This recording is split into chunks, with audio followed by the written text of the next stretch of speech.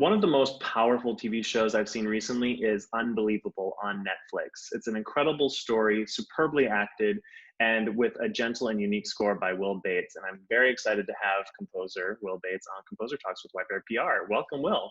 Hi, thanks for having me. Now, I know that we know each other personally, and you go by Wills. Now, why is Wills your nickname? I don't know. I think it was when I was a kid. I was walking to school one day. My dad was walking me to school. I think I was like 5 or 6 years old. And he was like, "What does everyone call you at school?" And I was like, "Everyone calls me Wills." And it just stuck from that moment onwards. And I, weirdly enough, when I was a lot later, I was about 14 years old, and I was lucky enough to be kind of mentored by a guitarist named Steve Hackett, who was a friend of my parents. And after my dad died, he kind of like took me under his wing a little bit, and I ended up playing sax on one of his Genesis tribute albums. And he was like doing the liner notes and was like, you're Wills, but I'm going to call you Will on these liner notes because it just seems to sound better with your surname." And so that was the beginning of the source of great confusion of like my Yes. credit being Will, and my friends and family tend to call me Wills. So anyway, now you know everything. Well, professionally, Will Bates is an award winning composer and founder of the music production company Fall on Your Sword. He has composed original scores for some of the most prolific filmmakers today, including Mike Cahill, Alex Gibney, and Matt Ross. And recently, Bates has dominated television scoring with shows like The Magicians, The Path, and of course, most recently, the Netflix limited series Unbelievable. In addition, he also scores several documentaries, including the Hulu doc Hillary. Now, let's start with Unbelievable. And, as I said in the opening, I thought it was really incredible. I was riveted. I completely binged the series. And I wanted to talk about how the music seems to is very integral into the mental anguish of the main character, Marie. And how was it working on this series? And can you just talk a little bit about the score? Of course, yeah. So one of the first conversations that I had with the showrunners was about the idea of the score, at least at the beginning of the series, being very internal and about Marie's experience and what she's going through. So we talked a lot about her retelling of the story, and how there's this kind of like, there are these cycling loops that I use that often kind of decay as they're retold, and that was a thing that we used a lot in the show. But it's really from her perspective, at least for that first episode, and then for the next couple. And I guess really it required kind of a light touch, and the performances are so powerful. Anytime that the music kind of took over a scene, it just seemed like it would be too much, and the music is really there to sort of describe something that maybe isn't on screen. We talked a lot about how this internal perspective could never really go too far into despair. Whenever it got too dark, it just, that's not really how Marie dealt with it. In order for her to kind of focus on getting through this experience, she's often quite detached, and we talk a lot about like her, it's almost like her sinking underwater. There's that scene during the attack where she's looking off at the photograph. And that was a source of inspiration for the score, this idea that she's trying to escape a lot of the time. But yeah, with this whole idea of retelling of the experience, and how the police just kind of constantly requiring her to kind of go over everything again and again, there are these motifs that kind of cycle and fall to pieces, and it's all about her kind of fragmented memory. She also needed a theme. I wanted there to be something identifiable for her that had that sort of vulnerable frailty, with this kind of soup of sort of clinical kind of procedural coldness. There are these organic kind of quite moving passages, and it really sort of helped to connect you to her, I think. Yeah, and one scene that really stood out to me was in the police interrogation room where they are almost trying to convince her that she's made everything up. And I recall the score vividly in that moment because it almost played out like fantasy music in a way, like where it just like, I think the way that I interpreted it is that she is protecting herself. And so she's just kind of like, okay, well then maybe it was fake, you know, it's just like, I just need to get out of this situation. Exactly. Yeah, that's right. There's this sort of detachment, and I think again that's the idea that it's really from her perspective, that it's this, we're really internalizing what she's going through, and so yeah, there is this kind of like pushing away where she wants to escape. There's a kind of escapism to it. Again, that kind of sinking underwater feeling, and there are, Yeah. you know, there are these layers, but it's layered and yet somehow minimal. You know, I'm very inspired by sound, and it tends to sort of, sounds tend to kind of give birth to melody in a way rather than the other way around. So there was a lot of experimentation with unusual tones and miking things in weird ways and all that kind of stuff. Now, the show, we talked about this character Marie, but the show is packed with incredible performances by actors like Caitlin Dever and Toni Collette. And the show went on to receive 4 Golden Globe nominations, including Original Limited Series. And I just wanted to know, how do you manage balancing and leaving room for these performances and letting them speak for themselves, as well as scoring the drama of the series? I think it's helpful. Sometimes it comes down to melody and, you know, motif. I tend to sort of, at the beginning of every project, have a moment behind the piano where, even if it's not a piano-led score, where I sort of have to have this eureka moment, I've called it in the past, and it's sort of that feeling that there is this melody or chord sequence that's connected to a character that one couldn't live without the other. And I think that when I begin a project, when I have that toolkit at the beginning, it's helpful. And sometimes that melody can then, you know, I'll oftentimes just take a sledgehammer to that melody and pull it back to its kind of barest forms. And with Unbelievable, that's something that I did quite a lot. So at the end of episode 2, when Toni Collette's character finally appears, there's this quite identifiable departure within the score, becomes quite energetic and thematic, and that's one of the only times that her theme appears in its sort of most kind of, you know, fully formed sense. And then from then onwards, every time we needed it, I would kind of strip it out and make it kind of a more minimal version of it, or have fragments of it. It's, again, yeah, with these kinds of performances, it wasn't really ever about supporting a performance. It was just kind of like, nothing needed to be kind of amplified. It was all already there on screen. So it was almost more fun to find something else that we could kind of allude to with the score. Yeah, absolutely. And so you mentioned in a previous interview that you used some pretty unique instrumentation on this score. And so, can you just talk about kind of some of the methods you use, and especially I want to hear about this robot drummer.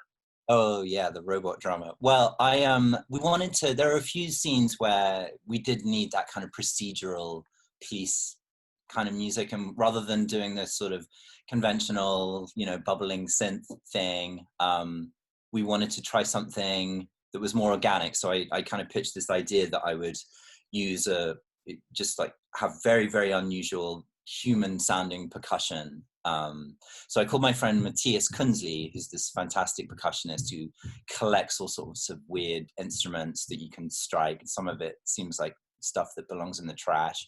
And he filled his car up with maybe like 50 or 60 gongs and chimes and weird bells and all kinds of stuff. And we hung them all around the studio and just had a couple of days in the live room where I would record these kind of 8 to 16 bar passages of him doing these kind of quite simple rhythms with these very unusual sounds. And again, it was a great toolkit for me to have. And then moving on from that, I've had this thing.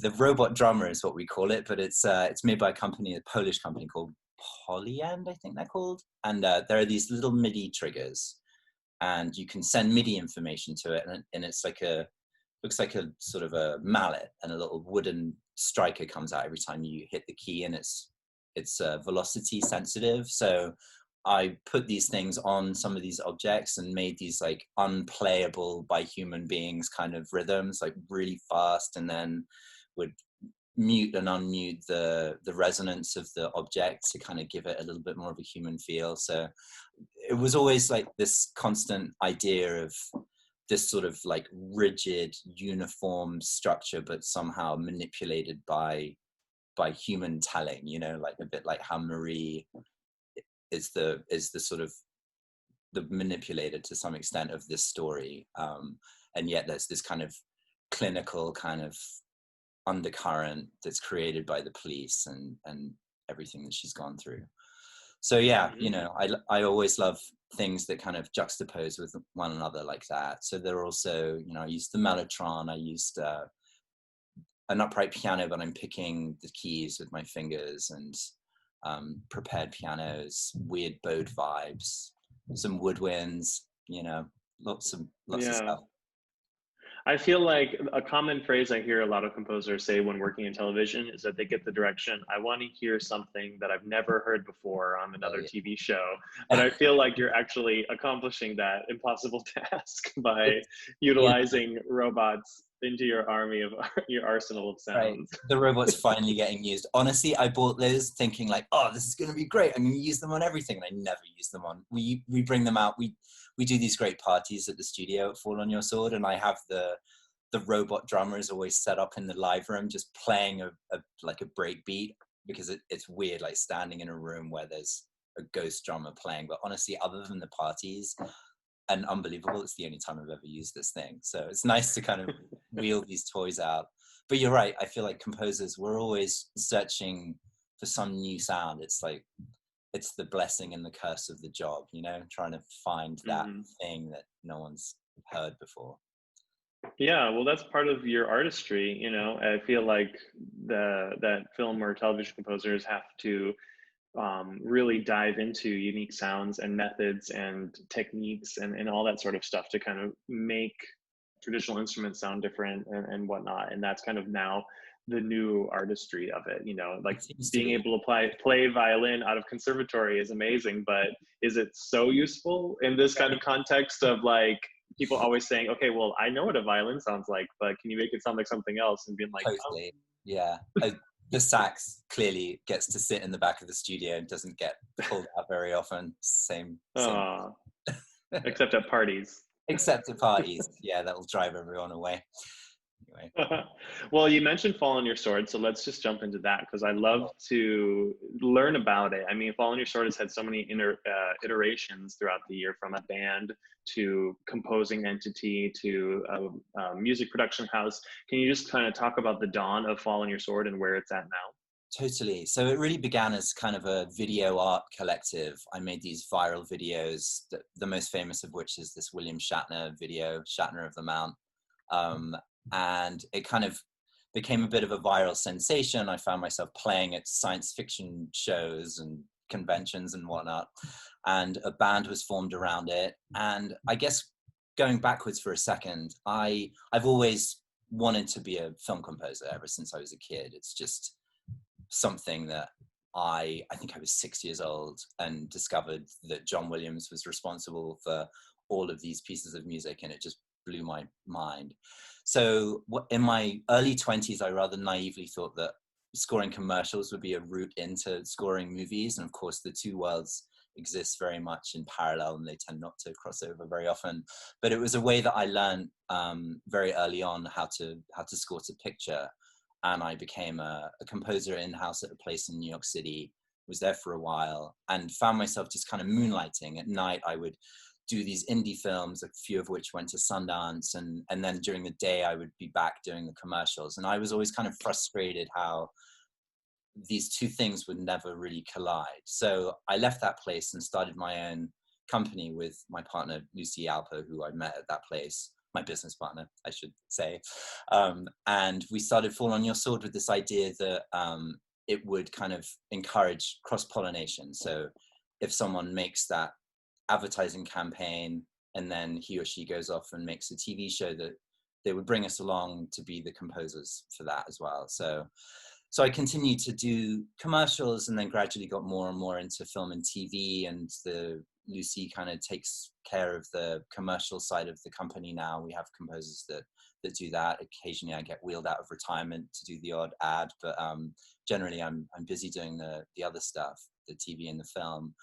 But yeah, Fall on Your Sword has continued to be this place where I can kind of it's a home for all of the creative endeavors. And we also do art installations now. The band doesn't really play anymore, but we took the studio from New York and rebuilt it out here in LA. So we have a beautiful facility in North Hollywood with studios for me, live rooms, and a place to build the art pieces, and also a audio post-production company, which is sort of another thing that we started getting into in New York. Yeah.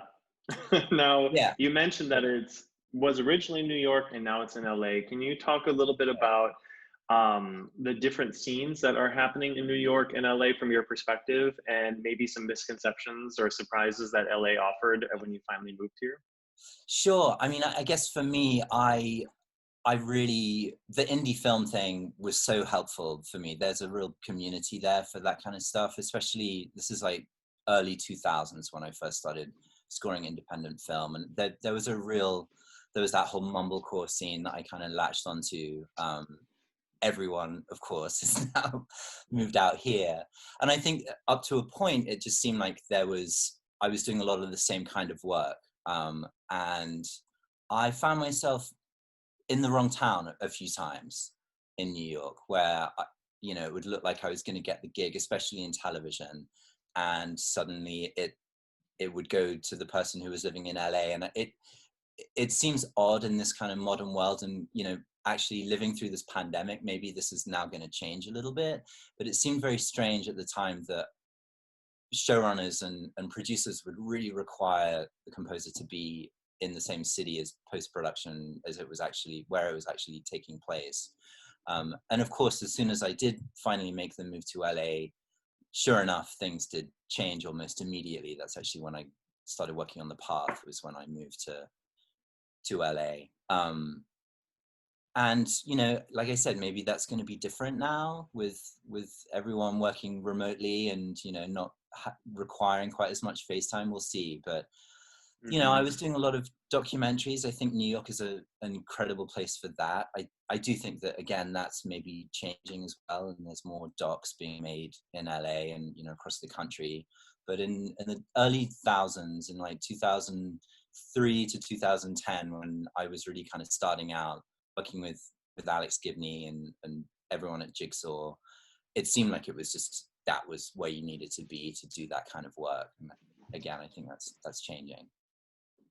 Yeah, absolutely. Well, I want to thank you so much for taking the time to speak with me today on Composer Talks with White Bear PR. For those of you watching, please go watch Unbelievable on Netflix and Hillary, the documentary, on Hulu. Thanks again so much, Wells. Thank you. Thanks for having me, Chandler.